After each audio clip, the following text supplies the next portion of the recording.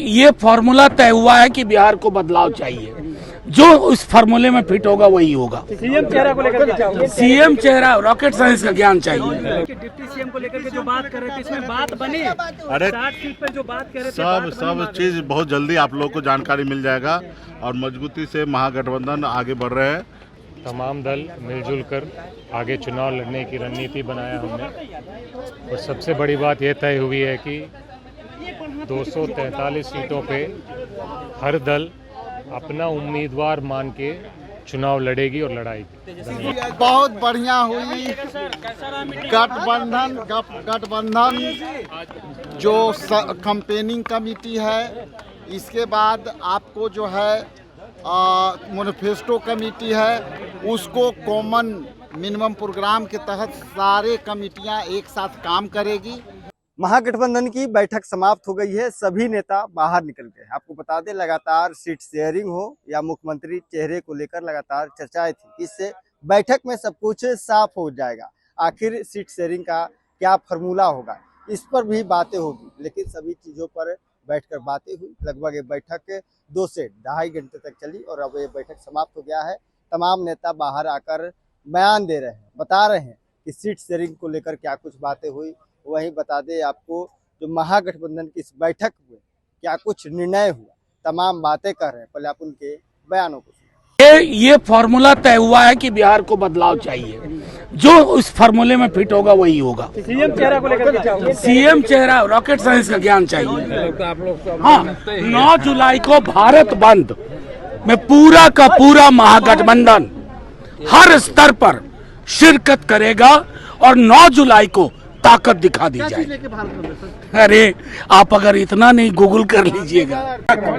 आखिरी चरण में थी तो खबर आई एक बहुत ही दुर्भाग्यपूर्ण कि अहमदाबाद से लंदन की जो फ्लाइट टेक ऑफ की वो क्रैश कर गई। तो हम सबसे पहले तमाम महागठबंधन दल के लोग ईश्वर से प्रार्थना करते हैं कि कम से कम कैजुअलिटी हो, जान माल बचे।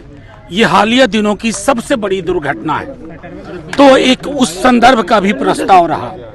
आज की बैठक में जहां तमाम महागठबंधन दल के घटक दल थे, वहां फैसला हुआ कि पूरे बिहार में साझा कार्यक्रम हम चलाएंगे। ब्लॉक पंचायत से लेकर जिला और प्रदेश स्तर तक इस सरकार के जो कारनामे हैं, जो कार्यशैली है, जिसमें जन विरोधी तत्व हर क्षण मौजूद रहता है, जहां नौकरशाही बिल्कुल लोकतंत्र को अपने कब्जे में ले चुकी है, उसको एक्सपोज करना ये दायित्व है हम लोगों का। अरे पहले मेरी बात सीट का बंटवारा जब करेंगे तो आपको जेब में सबसे पहले आके डाल देंगे हम। एक मिनट मुझे खत्म करने दी, पहले सुन लीजिए। मैं सिर्फ ये कह रहा हूं कि आज की बैठक डेडिकेटेड थी इन मुद्दों को लेकर के। हमारी 5 सब कमिटीज बनी हैं, manifesto, media, social media, campaign strategy और इलेक्शन रिलेटेड इश्यूज, जिसमें लीगल इश्यूज भी हैं। उन 5 सब कमिटीज की भी बैठक कोऑर्डिनेशन कमेटी के साथ थी। बाकी अब बिगुल बच चुका है, लोग अपने काम में लग गए। डिप्टी सीएम को लेकर के जो बात कर रहे थे, इसमें बात बनी। अरे 60 सीट पर जो बात कर रहे थे, सब चीज बहुत जल्दी आप लोग को जानकारी मिल जाएगा और मजबूती से महागठबंधन आगे बढ़ रहे हैं। सरकार जो बिहार में लॉ एंड ऑर्डर जो है, जो बच्ची के साथ बलात्कार हो रहा है, इस सब पे हम लोग आने वाले समय में काम कर रहे हैं और अगला सरकार हम लोग बनाएंगे।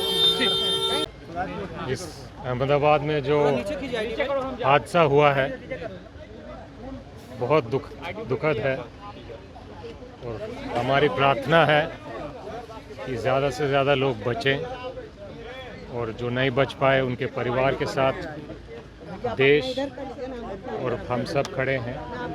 उम्मीद करते हैं कि ऐसी घटना कैसे घटी, इस पे गहराई से जांच हो।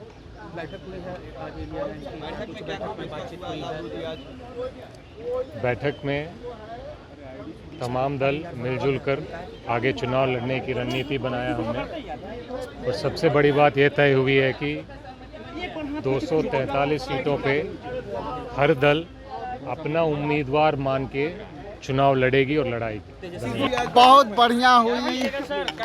गठबंधन पूरी ताकत के साथ सारे जितनी भी उप समितियां थी, 5 उप समितियां थी, उप समितियों में हम लोग का जो निर्णय हुआ वो कोऑर्डिनेशन कमेटी के तहत सोशल मीडिया और आपके जो कैंपेनिंग कमेटी है, इसके बाद आपको जो है मैनिफेस्टो कमेटी है, उसको कॉमन मिनिमम प्रोग्राम के तहत सारे कमेटियां एक साथ काम करेगी। तो आपने सुना साफ तौर पर सीट शेयरिंग को लेकर कह रहे हैं कि 20 वाली जो फार्मूला है वही सीट शेयरिंग का होगा।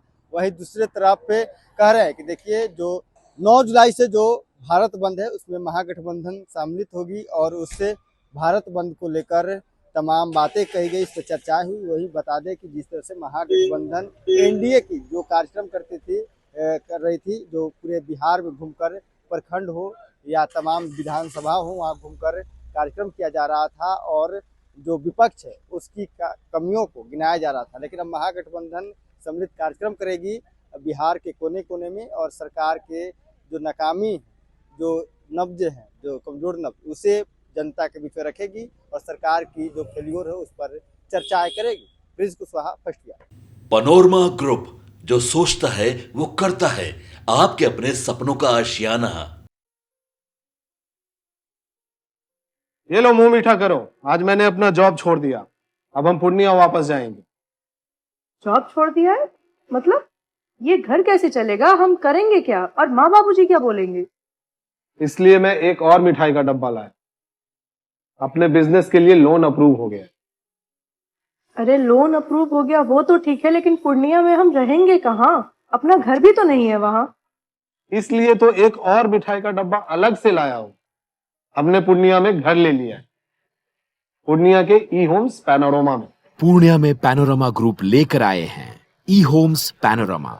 बड़ा घर, आलीशान जिंदगी और अत्याधुनिक सुविधाओं के संग। अरे अब क्यों मुंह मीठा करवा रही हो? क्योंकि हम घर वापसी जो कर रहे हैं। घर वापसी की खुशी पूर्णिया में ई होम्स पैनोरमा के संग। E Homes Panorama, luxurious lifestyle redefined.